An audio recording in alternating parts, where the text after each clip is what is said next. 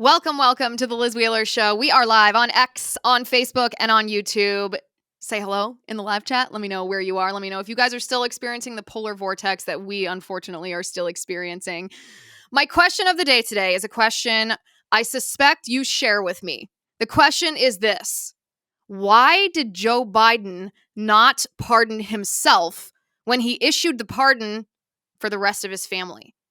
Well, our pals over at Revolver News have a theory that I think you're going to be interested in. I personally buy into it. The Biden family criminal cartel is still at work. And Republicans, honestly, should do something about it. We'll get to that shortly. President Trump is addressing the World Economic Forum, and man, his speech is so good. If you ever wondered what America First actually means, not just as a rally chant, but how it applies to our domestic policy and our foreign policy, this speech nails it. Then, of course, we have the March for Life tomorrow, and the rumor mill is that President Trump is set to pardon pro-lifers who were convicted under the FACE Act. The FACE Act is a leftist law that prohibits pro-lifers from interfering in any way with a woman trying to procure an abortion. And let's just say it has been weaponized against pro-lifers because they are pro-life. It's beyond word on the street that President Trump is going to issue those pardons. I'm going to tell you what I know a little bit later in the show, so make sure you stick around for that. Also, the immigration raids are here. President Trump promised that he would begin these mass deportations as soon as he took office. He has not disappointed. We're going to break down exactly who's being arrested because this is very important. The left, of course, has already started their propaganda campaign telling us that this is inhumane, showing us pictures of women migrants crying as they find out that the CBP One app has been shut down. Axios said this is counter to Christian doctrine. Well, they're wrong. And this time their propaganda isn't going to work. But we're going to talk. We're not just going to play defense here. We're going to talk about why these mass deportations are actually the Christian thing to do to protect our families and our countries. And we're going to talk about why President Trump is so concerned with Mount McKinley, with the Panama Canal, with the Gulf of America, and with Greenland. It's not just an international troll. There is a deep-rooted, critically important strategy behind each one of these efforts from the Trump administration. All that and more today on The Liz Wheeler Show. All right, Joe Biden did not pardon himself in the final 30 minutes of his presidency, meaning when President Trump was already at the Capitol Rotunda, he was waiting to walk out. He, of course, was the last person to walk out during the inauguration. Everyone else had been walked out first while President Trump was backstage. So we don't know if Trump actually knew about this before he took the oath of office or whether this was news to him afterward. Joe Biden issued a pardon of his family members. Now, you'll remember I predicted this a couple months ago after Hunter Biden was pardoned. I said, well, it's not just going to be Hunter Biden. Joe Biden is going to pardon his brothers as well, because this wasn't just a Joe Biden, Hunter Biden scheme. This was something that Joe Biden ran. His entire family profited something to the tune of $18 million while Joe Biden was vice president, because he sent Hunter Biden as a bag man all around the world to these corrupt companies, foreign adversaries, foreign countries, and Hunter Biden sold access to Joe Biden as vice president. And then these people and these organizations, these companies, these government officials, they paid Hunter Biden off. And Hunter Biden, of course, shared that take home with the big guy. So my question, and I know you share this question with me, is why didn't Joe Biden, if he was unconcerned with the, quote, norms and traditions of preemptively pardoning his family member, why didn't he extend that pardon to himself? Because he's actually at the center of this. This isn't a matter of covering up for some debauchery that Hunter engaged in. It's not just about the coke and prostitutes on Hunter Biden's laptop. This is about Joe Biden running this criminal cartel. So why? Why didn't he pardon himself? Well, new information from Revolver News shows us that even though Joe Biden issued a pardon for his family, the Republicans still have a way to hold the Biden criminal cartel accountable for their crimes. We have new information that says that $240,000, that's a pretty good hunk of change, $240,000 was wired directly to Joe Biden. So it didn't just go to Hunter and you and I know that money's fungible, which means that obviously it benefited Joe Biden. This $240,000 went directly to Joe Biden from people abroad, and there was no explanation of why this humongous amount of money was given to Joe Biden. So what should happen here? Well, maybe Joe Biden's handlers didn't pardon him, maybe by design. This, according to Revolver News. Perhaps in the end, Joe, the man riddled with dementia, will be the fall guy for his entire criminal enterprise. And Revolver News asks, wouldn't that be sweet justice? It would be sweet justice. I'll tell you what they would do if any state attorney general, any local prosecutor, or even the federal government under the Trump administration went after Joe Biden. I will tell you exactly how Joe Biden would respond. The same people who told us that Joe Biden was absolutely mentally fit to be president would suddenly say, he's not mentally competent to stand trial. You can't put a man with dementia in the witness seat. It would be an egregious violation of all the tenets of our criminal justice system. That is, of course, how not only Joe Biden's family and his attorneys would respond, that would be how the mainstream media would brand it. But here's my advice to Republicans. Whether you are a local DA in a red district in a red state, whether you are a state attorney general in a red state, or whether you are the FBI under the helm of Kash Patel, once he's confirmed into that position, the Department of Justice under the helm of Pam Bondi, if the Democrat senators like Chris Murphy would stop stonewalling and approve Trump's nominees, here's what they should do. They should investigate. They should investigate all the way, whether this is the pipe bombers on January 5th of 2021, whether this is the undercover FBI and other government agency personnel who were on the ground entrapping patriotic Americans on January 6th, whether it's related to Fauci and COVID and gain of function and EcoHealth Alliance, or whether it's Joe Biden and Hunter Biden and the Biden family criminal cartel. We have to uncover the truth, not for revenge, not for vengeance, not because it is poetic justice, but because if we don't, then it emboldens bad people to do bad things. Because what is better incentive for a criminal to commit a crime than if he knows he won't be caught, he won't be penalized, he won't be put in prison? Just look to California for an example of this. Look at Gavin Newsom's policy that said, you know what? We're not going to prosecute any looters as long as they only steal up to $950 worth of merchandise from stores and from individuals and from people's homes. What happened? It emboldened the criminals. They simply calculated, well, how much I'm walking out with, the amount that I'm stealing is less than $1,000. So I'm good. I'm not going to get any kind of criminal penalty. It's human nature. The same theory applies to Joe Biden. The Republicans, to prove to us that they understand why we voted for Donald Trump, must investigate Joe Biden. And yeah, maybe that includes actually charging him with a crime and investigating it. All right, question for you guys. Do you think Trump is going to fix our healthcare system? Do you think he is going to make America healthy again? I hope he does. The people I don't trust, it's not Trump that I don't trust. I do trust Trump. I don't trust Congress to get their act together. I dealt with healthcare headaches for years and years until my husband and I called the CEO of Crowd Health to get the skinny on what Crowd Health is and why so many people, including high-profile figures in the conservative movement, were signing up for Crowd Health. So let me explain to you what it is. It's not health insurance. It's actually a better way to pay for your healthcare through crowdfunding. And it came as a result of our modern healthcare system being the headache. You know, the headache. I mean, what are we at? 10 times the claim denials under Obamacare that we experienced with insurance companies before Obamacare. It's also, compare the price to how much you're paying for a health insurance premium every month. It's $175 a month for an individual, $575 for a family of 4.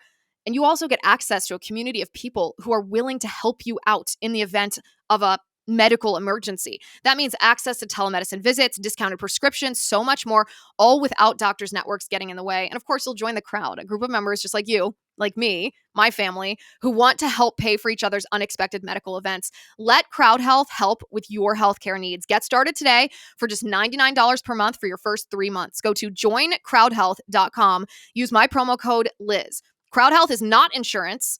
Learn more at joincrowdhealth.com. That's joincrowdhealth.com, promo code Liz. Joincrowdhealth.com, promo code Liz. Okay, Trump is speaking at the World Economic Forum, which kind of sounds funny to say as a headline because usually Those who speak at the World Economic Forum are just a menagerie of the worst characters all around the world, from Klaus Schwab to Bill Gates. And you just get an absolute shiver down your spine of dread and loathing when you hear who's speaking at the World Economic Forum. It's why I was delighted when I heard that Trump was going to speak there, because the last time Trump spoke at the World Economic Forum in Davos, man, did he give it to these people. And it's kind of actually like what he did on Inauguration Day, where his speech, his post-inaugural speech, was a blistering indictment of all the people that were sitting right behind him. And I thought, what better way to rip into these people than to their faces? That's exactly what President Trump did at the World Economic Forum. The elitists, the globalists who want to control us, who hate us, Trump ripped right to their faces. His message was, America is done with wokeness. America's done being taken advantage of, done with racial discrimination, done with DEI crap that's enabled, you'll remember, you and I have talked about this 1,000 times on this show, done with the DEI crap that is enabled and entrenched into our lives by the ESG metrics, this social credit score system that was pioneered by these freaks at the World Economic Forum. Donald Trump instead told the world that America is open for business. He said, we're going to have a revolution of common sense. Take a listen. What the world has witnessed in the past 72 hours is nothing less than a revolution of common sense.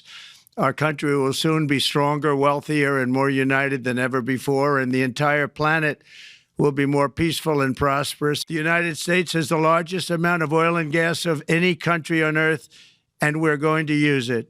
Not only will this reduce the cost of virtually all goods and services, it'll make the United States a manufacturing superpower and the world capital of artificial intelligence and crypto. I have promised to eliminate 10 old regulations for every new regulation. We also took, along with the presidency, are going to pass the largest tax cut in American history. We will not allow our territory to be violated. We have saved free speech in America. My administration has taken action to abolish all discriminatory diversity, equity, and inclusion. And I've made it an official policy of the United States that there are only two genders, male and female. And we will have no men participating in women's sports. There will be no better place on earth to create jobs, build factories, or grow a company than right here in the good old USA. So essentially, and I'm going to put this politely, but I think you all know exactly what I'm thinking here. That was President Trump telling the whole world to buzz off. We're going back to doing things our way. And again, this is a great message from President Trump, no matter where he delivers it, but to deliver it to the face of the globalist elitists like Bill Gates, like Klaus Schwab, just is poetic justice that is absolutely delicious. And by the way, the contrast at Davos a few days ago, the German chancellor said that free speech, you know, all these globalists absolutely hate free speech. That's kind of the root of their communist social credit score system, is they want to punish us for saying things that they don't want us to say, to expose them as the Marxists they are. Well, the German chancellor said that free speech doesn't extend to you. He said free speech doesn't extend to the right wing. Take a listen to this. So on the question of the dealing of Elon Musk, I had a lot of things to comment in the past because he was discussing a lot about Europe.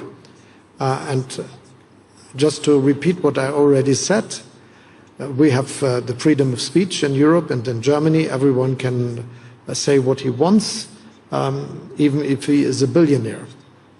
And what we do not accept is if this is supporting extreme right positions.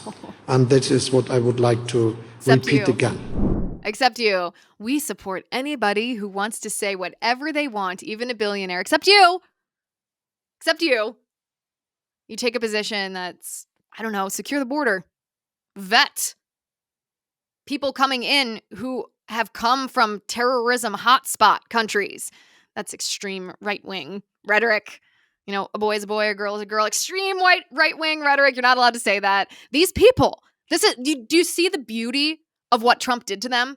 He looked at them and said, you're terrible, you're evil, and most importantly, you simply don't matter. You're in control of nothing.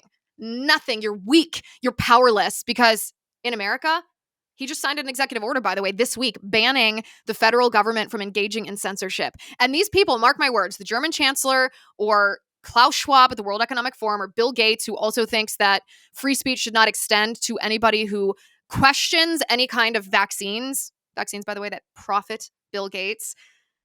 These people have no power anymore because Trump is not going to allow them to use their wealth and power to censor us. And if they want to do business in the United States, which believe you me, they do, they're not going to be able to shut you up because you're extreme. You know what we should do is we should make a t-shirt that says extreme right wing and just take it back the way that during the Revolutionary War we took back Yankee Doodle.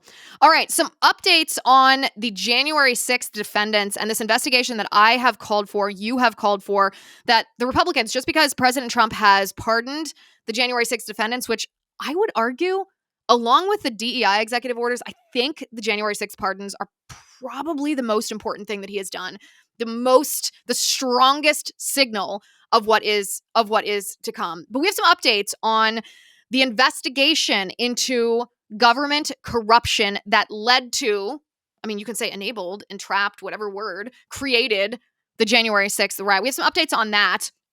But here's another question for you. Do you think the Davos crowd that we just listened to, including the German chancellor, do you think that they are going to unleash a pandemic, or what are they calling it this week? A quaddemic? It's like, what is it? The flu, COVID, RSV, bird flu. I don't even know what 4 things. The runny nose that you have right now. Do you think they're going to try to unleash that again to try to stop Trump?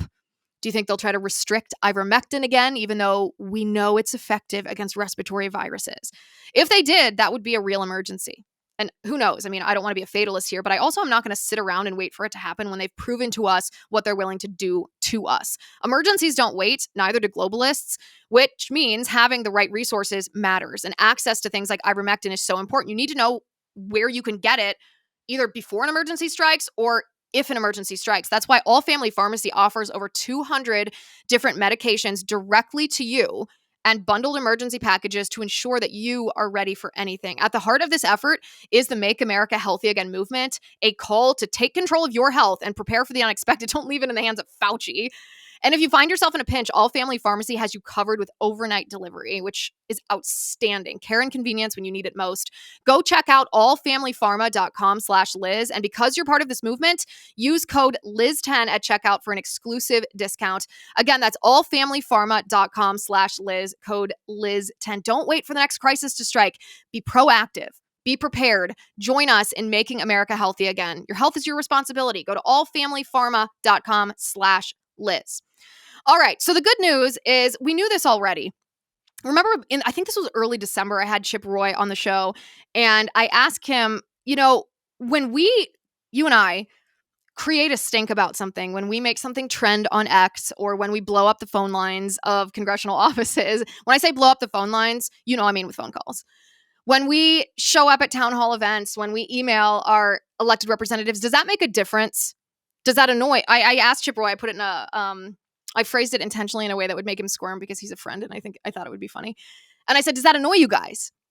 And he squirmed a little bit. And then he was like, yeah, it makes a difference. He said, it makes a difference. And then we laughed about it after we went off air because he was like, thanks a lot for that. And he's a good dude. He's a good dude. The point of this is when we raise our voices and we tell our members of Congress that we want them to not just continue to investigate January 6th, but to do a real investigation of January 6th. What actually happened? What happened with the National Guard? What happened with the pipe bombers? What happened with Nancy Pelosi and Mayor Bowser of DC? What happened with these undercover assets from the FBI, from the ATF? Remember we talked to Darren Beatty of Revolver News, what was that, a week and a half ago, 10 days ago? If you haven't watched that episode, by the way, chilling. Highly recommend that you watch that.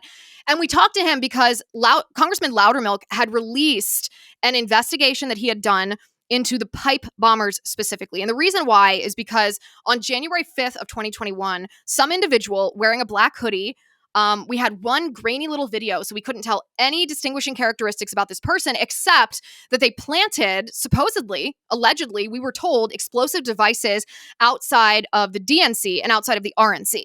Now, to be perfectly precise here, it actually wasn't outside of the RNC. It was outside, I think, the Capitol Hill Club, but near to the RNC, but not the same as where the supposed pipe bomb was placed outside the DNC while Kamala Harris was inside the DNC on January 5th. Why she was there, I don't know. There's so many questions about January 6th. We talk about this endlessly, and I know you are not going to shut up about this. Neither am I until we have some answers here. But we talked to Darren Beatty because Loudermilk and Congressman Massey also had released an investigative report into the we're just going to call them the January 6th pipe bombs, but really they happened the evening of January 5th. They sat there undetected until the afternoon of January 6th. Coincidentally, they were independently discovered within 15 minutes of each other and within 15 minutes of the first breach at the Capitol. You can tell me in the chat right now if you believe in coincidences. I will tell you, I sure don't. I certainly do not believe that this was a coincidence. And of course, the people that discovered the alleged pipe bombs, one of them was portrayed by the media as being just a lady walking by with her laundry basket, going to the laundromat to do her laundry. Well, no, that's not who it is. She's a swamp creature who now works for a leftist organization that's trying to combat so-called disinformation. So, a swamp creature. And the other one was discovered, quote unquote discovered. I can't use air quotes enough. You're just gonna have to picture me putting air quotes on everything. The other one was found by an undercover Fed. So we talked to Darren Beatty, and he said, listen, when Loudermilk put out this report, it confirmed a lot of what Revolver News had been reporting on for the past 3 years. They are, in combination with Blaze News' Steve Baker, they are the preeminent journalists who have refused to let go of this story because they know that if you solve and uncover and expose, shine sunlight on the pipe bombers, you're going to actually expose the entire January 6th plot. Darren Beatty said the FBI, this was revealed in the Loudermilk report, stonewalled this investigation. They actually did the geo-tracking. The geo-tracking is when it's a technique that advertisers use where they essentially track your movements via your cell phone pinging signal up and down from the satellites. They don't attach a name to you, but based on your movements, they create a profile of who they think you might be, meaning your demographic, and what they think you might be interested in. So this is how advertisers, like if you go on Facebook or Google or Instagram and you're like, how did they know that I wanted a matching dress with my daughter? Well, it's because advertisers purchase this data from our cell phones and they use it to target us based on products they think we might like. Well, the FBI used this same geofencing, I think it's called geofencing, I called it geotargeting, it's geofencing technique to narrow down who this pipe bomber could possibly be. And they narrowed it down to 186 possible cell phones. Well, from there, they eliminated different cell phones saying, nope, it couldn't be that person, it couldn't be that person, until they actually narrowed it down to one person. There was only one cell phone number that they got from using this geo-targeting or this geofencing technique. There's only one cell phone that could be the suspect. And we're like, okay, great, show him to us. But then suddenly, according to the Loudermilk report, the FBI dropped this investigation right at the moment of truth, right as they found out who this was, they dropped it. And when Loudermilk and Massey went to these different federal agencies and said, why did you drop this investigation? This is an explosive device, a bomb that was near enough to the incoming vice president of the United States that it could have killed her. This you could argue, if these pipe bombs were real, this was the most significant, most dangerous attempted domestic terrorist attack that we have seen on our soil in some of our lifetimes. Why would you just drop this? And the FBI, of course, stonewalled Loudermilk and Massey. And Darren Beatty said, mark my words, the FBI certainly engaged in a cover-up. I think we all suspect why they engaged in a cover-up. But Darren Beatty said, I don't know if the FBI was the primary player in staging these pipe bombs. He said, look to the ATF. Look to other federal government agencies that might seem like they are in the background. They're not quite as prominent, not quite as powerful, or so we thought. And we realized the very next day, after we talked to Darren Beatty, after the Loudermilk report on the pipe bombers was released, which, by the way, followed a Loudermilk report on January 6th itself that he had released the week preceding Christmas. It was maybe the 18th, the 19th, the 20th of December 2024. And so now we're left with these questions of, okay, if to uncover the plot of January 6th requires us to uncover the pipe bomber plot, and we're this close to doing so, what are Republicans going to do about it? What is the Trump administration going to do about it? And here's where I will say I don't have a lot of faith in Republicans in general. You guys know I'm like a positive skeptic. I don't want to quite call myself a cynic, but members of Congress often do what's comfortable for them. Members of Congress often do what is not going to get them in the media spotlight. Often, members of Congress aren't as conservative as you are. They're not as based as you are. They don't believe in the same values that you do. But you and I have raised our voices demanding that the Trump administration and the Republican-controlled Congress don't give up on this. Don't stop just because we defeated them at the ballot box. President Trump is inaugurated. He and J.D. Vance are now governing our country. We are bringing reality back to the United States. Don't stop investigating January 6th. Get to the bottom of this. Because what the left will do if we don't, not only will the people responsible for staging January 6th, which resulted in over 1,500 American patriots languishing in prison in the D.C. gulag for the past 4 years, unjustly charged with terrorism for walking through an open door. What? Not only is justice necessary in those individual cases, but the left, if we don't hold them accountable, if we simply change the policy rather than dismantling the institution that allowed the policy, then it will happen again. It will happen again. To you and to me. So the news today is that Speaker Mike Johnson, who I don't think is based, I don't think is savage, I don't know what the guy's problem is. He did something good and he deserves credit for that, and I will give him credit where it's due. Speaker Johnson has created a subcommittee to investigate the January 6th thing. I'm going to call it the Fedsurrection because that's what we call it, because that's what we know it is. And he put Loudermilk in charge. House Republicans with Loudermilk at the helm are now going to investigate January 6th, and it's thanks to you. It's thanks to you raising your voice, you emailing members of Congress, you posting on X, you using the telephone to call your member of Congress, you making a ruckus so that our members of Congress know what they're supposed to do because we're their boss. We are their boss. And this actually brings up a very interesting point. So my skepticism about the Republicans in Congress, this sort of like, I think they're mostly milky little squishes, right? Like, I think they're just the vast majority of them. But there's something that's changed among the Republican caucus since Donald Trump took office. And it's very important for us to understand exactly what has changed and why it's changed and how it is going to benefit us. We're going to talk about that in just a second, but I want to be blunt with you first.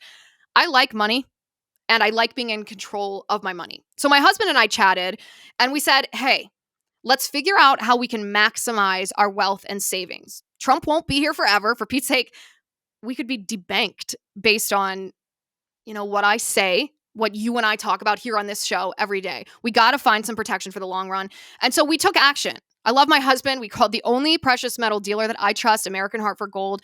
And they'll show you, like they showed us, how to protect your savings and retirement accounts by diversifying your wealth portfolio with physical gold and silver, which makes it more difficult, if not impossible, for these globalist elites or leftist woke activists here in the United States, swamp creatures, to control you using your money.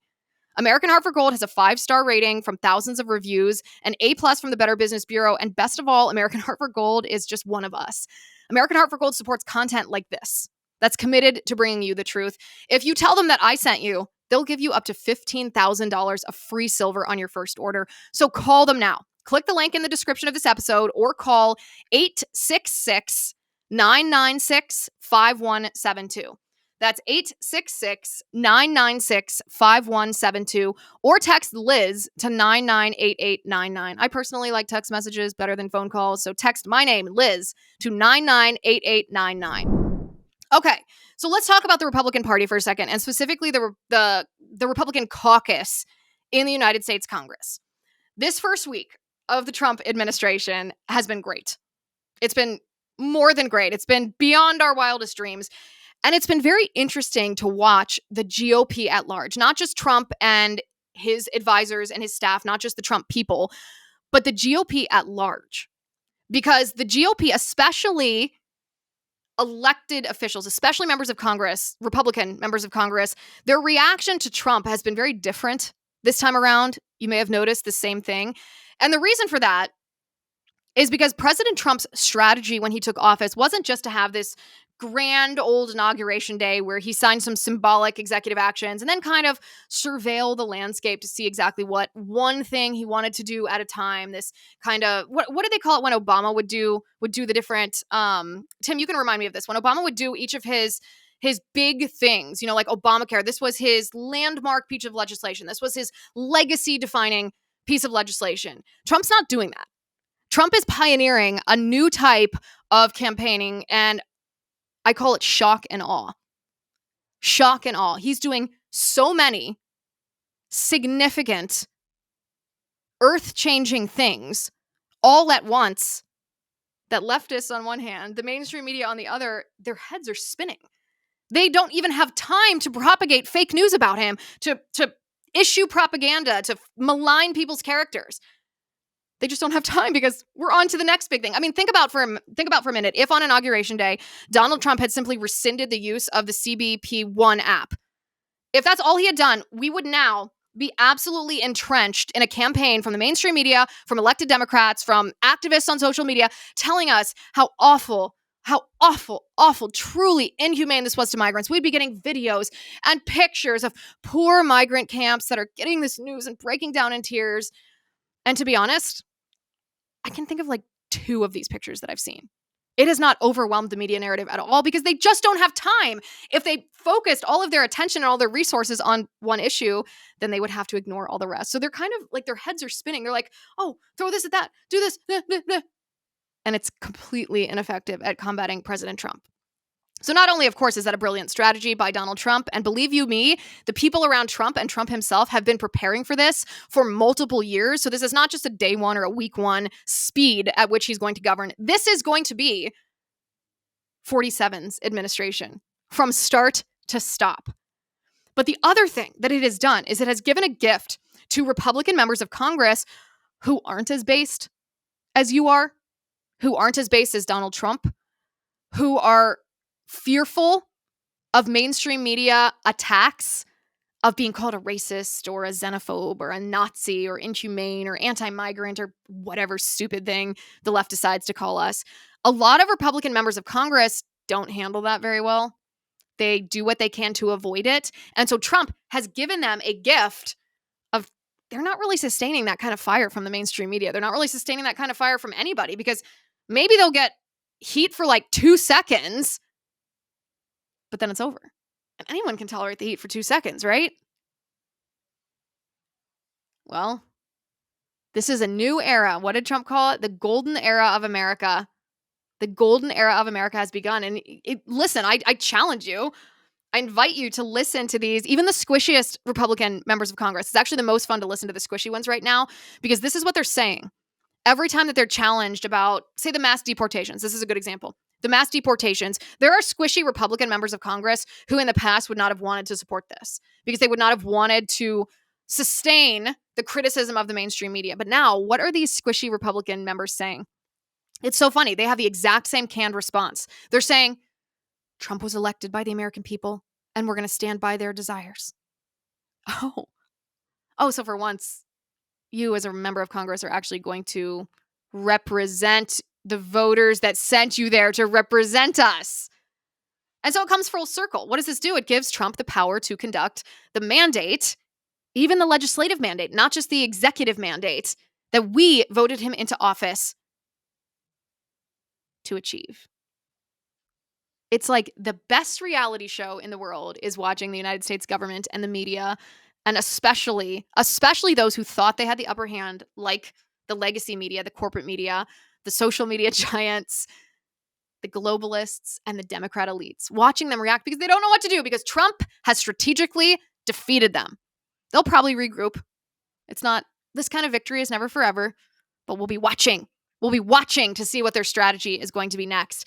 So speaking of immigration, the immigration raids that are part of this mass deportation effort have begun. President Trump had told us, or at least his transition team had made it public, that they were going to start these mass deportations on Tuesday following the inauguration. And that's exactly what happened. These immigration raids have begun. And it's very important for you and I to sit here and recognize that those who are being targeted by these immigration raids for deportation are violent criminals. Let me repeat. Those who are being targeted first for deportation are violent criminals. So, obviously, this is for the safety of you and your family. It's also great PR because what kind of despicable, disgusting mainstream media outlet or Democrat politician can come out against this? Oh, you want a rapist who assaulted a child? You want that person to stay. You think that violates some core of American melting pot values to have the man who robbed someone else at gunpoint be sent back to the country that he came from? Who can argue with this? Well, Axios is trying to argue with it. We'll bring this up on the screen here. They tweeted this yesterday. Axios. This is supposed to be like a wire. Oh, did they delete it? Oh my gosh, Tim. I clicked on that link and they deleted their tweet. That is so funny. Okay. This segment just got way more interesting.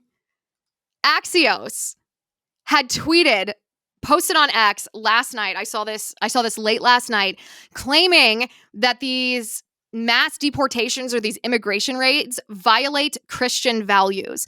And I laugh because Axios is supposed to be this like objective. Is this the Tim was giving me the exact words for it. But they had claimed that these mass deportations and immigration raids were against Christian values, which we'll get to the substance of that argument in a second, which is stupid and invalid.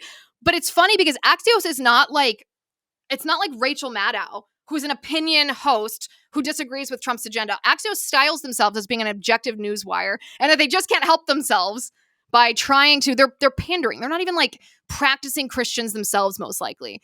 They're just trying to use your belief system against you and against Trump. So this is what their tweet said. President Trump's flurry of orders restricting immigration and promising mass deportations violates core Christian principles of caring for the poor and needy, religious leaders in multiple denominations said. Oh, religious leaders in multiple denominations. Like that priestess, the priestess from the National Cathedral who was lecturing Trump about trans men who want to go into women's bathrooms being scared now that he's president. Is that the kind of religious leader you're talking about? So I want to, first of all, that's so funny that Axios, did they actually delete that, Tim, or is it just not working on my browser? They did. They deleted it. Why? Oh, we should ask them. We should send them an email and ask them why they deleted that. Guys, go on X right now, tag Axios and ask them why they deleted that. I want to hear their response because I'm pretty sure the real reason is that they were getting ratioed so hard. Ratioed, of course, is when they get so many critical and negative responses that they can't handle the heat. So they ran out of the kitchen. That would be my guess, but let's go ahead and hold their feet to the fire and ask them why they deleted this. Okay, so that part's hilarious. I think that is a wonderful development that they deleted this tweet. What absolute cowards. Absolute cowards.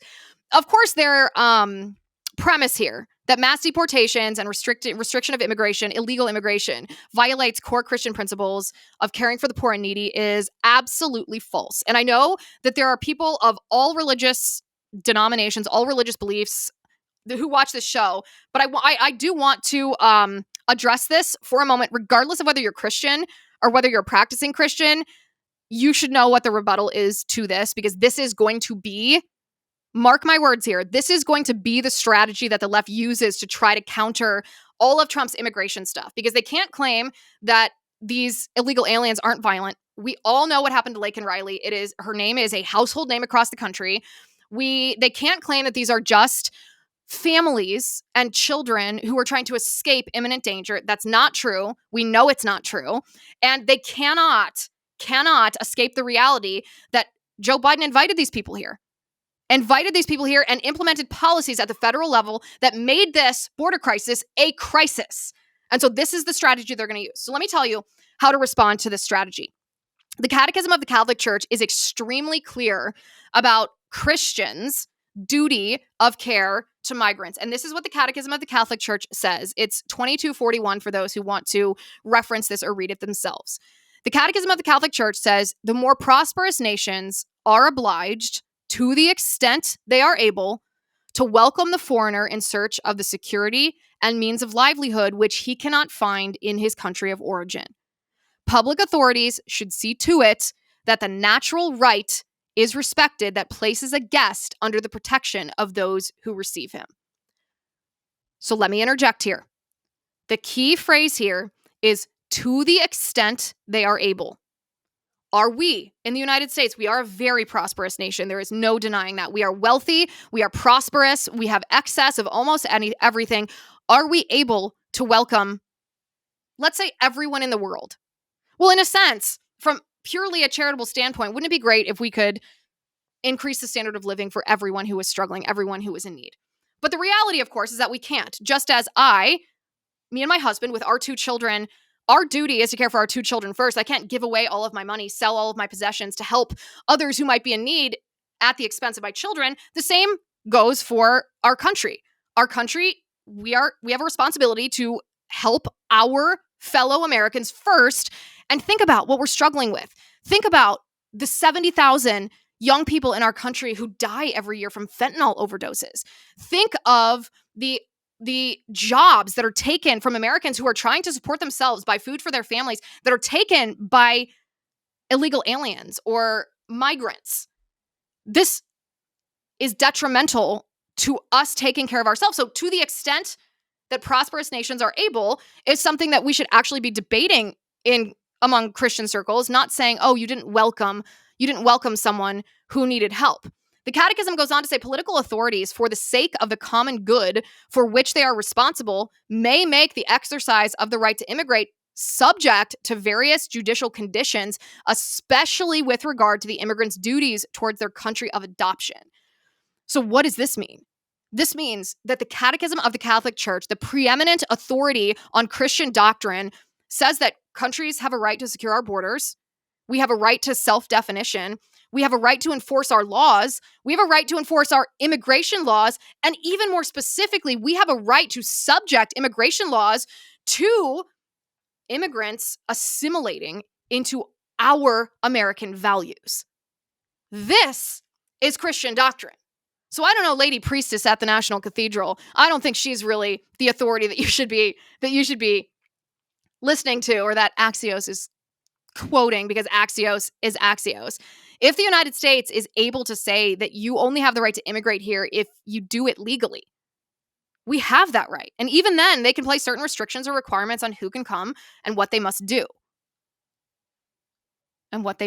It does not say that we have to implement an open borders policy. It does not say that we are morally obligated to redistribute the wealth. It does not say that we are morally obligated to allow our daughters to be assaulted and raped. It does not say we are morally obligated to allow gang members like MS-13 to come into our nation and infiltrate our cities and cause crime to skyrocket.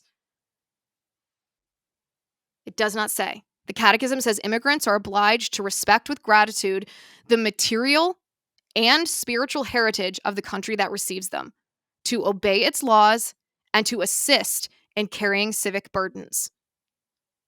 Which means, if an immigrant comes to our country and does not respect the Christian heritage of our country, does not respect the capitalist heritage of our country, does not obey our laws, by crossing here illegally, taking advantage of our welfare system, not paying taxes, violating our laws, committing our crimes, we have no Christian duty to allow them to destroy our country. In fact, as Christians, we have the opposite duty.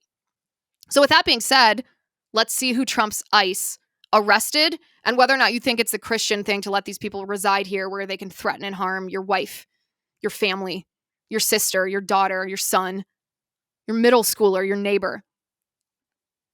Bill Maluchin of Fox News showed us exactly who ICE is arresting in Boston. This is who it is. Take a look. Good morning, everyone. It's a frigid 5 degrees in the pre-dawn hours just outside of Boston, where this team of elite ICE officers is briefing on their targets for the day. We're going to be targeting some extremely violent offenders today. Within moments, the officers are on the move, with eyes on their first target. Looks like we got movement, target vehicle coming out. They quickly take him into custody. He's an MS-13 gang member wanted in El Salvador for aggravated murder. And he has an Interpol red notice out for his arrest. We are targeting very violent threats to our community. I'm not going back to Haiti. One of those threats is this illegal alien from Haiti. ICE says he's a gang member with 17 criminal convictions in recent years. So, you feel me? Yo, Biden forever, bro. Thank Obama for everything that he did for me, bro. Perhaps, oddly enough, truer words have never been spoken. Biden forever. Thank Obama for what he did for me. And then this Haitian gang member with 17 criminal convictions says F Trump. This is who Trump is deporting. And not only is this the right thing to do, it's the Christian thing to do. Make no mistake about that. Don't let leftists twist scripture to make you feel badly for wanting violent freaks out of your country and for being concerned with America's common good. All right. We have a new report from Mary Margaret Olohan.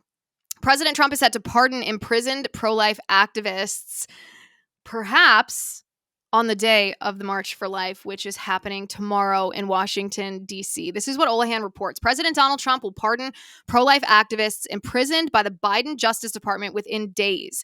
The plight of the imprisoned pro-lifers is an immediate priority to Trump's team, and they will likely be pardoned within days. The revelation comes a day ahead of the 52nd annual March for Life, a massive peaceful demonstration that takes place in Washington, D.C. to bring awareness to the many babies whose lives are ended through abortions. The president is expected to appear at the rally in a pre-recorded video. You'll remember President Trump a couple years ago during his last administration was the first sitting president to address the March for Life in person. This year, J.D. Vance, in his first speech as vice president, will address the March for Life. Look, this was a big deal during the campaign. A big deal. You'll remember in late summer, I think it was August, maybe even September. But getting into the fall, getting into the final push of the campaign, some key pro-life figures said, I can't trust Trump. Trump's not pro-life. He had come out in support of the abortion pill, the Supreme Court's decision on that. These pro-lifers were saying, don't vote for Trump, to try to hold him accountable for not being an absolutist like we are. I'm a pro-life absolutist. Trump is not as pro-life as me, so don't misunderstand what I'm saying. But these key pro-life figures said, there's no difference between Kamala Harris and Donald Trump, blah, blah, blah. Therefore, I cannot violate my conscience and vote for Trump. And then there were people like you and like me who said, wait a second. That's utter nonsense.